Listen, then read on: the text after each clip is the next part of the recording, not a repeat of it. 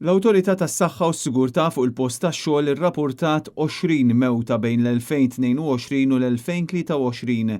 60% tal-inċidenti fatali li ġraw fl-aħħar sentejn kienu jinvolvu ċittadini Maltin u 55% tal-imwiet kollha fuq ix-xogħol ġraw fil-qasam tal-kostruzzjoni. Skont iċ-ċifri maħruġa l-ġimgħa mill-NSO matul is-sena li għaddiet kellna 5 fatalitajiet fil-waqt li fl-2022 kellna 15 fatalità li tilfu ħajjithom fuq il-post tax-xogħol. Fis-sentejn ta' qabel bejn l-2019 u l-2020 kien hemm b'kollox 19 fatalità f'postijiet tax-xogħol li waħda minnhom kienet mara.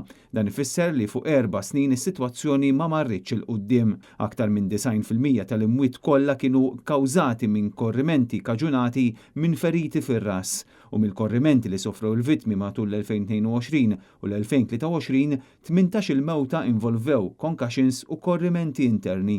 L-imwiet kollha fuq ix-xogħol illi ġraw fl-aħħar sentejn kienu jinvolvu irġiel. Fil-biċċa l-kbira tal-każijiet l-etajiet tal-vittmi kienu ivarjaw bejn il-25 u l-34 sena jew 55 sena u aktar.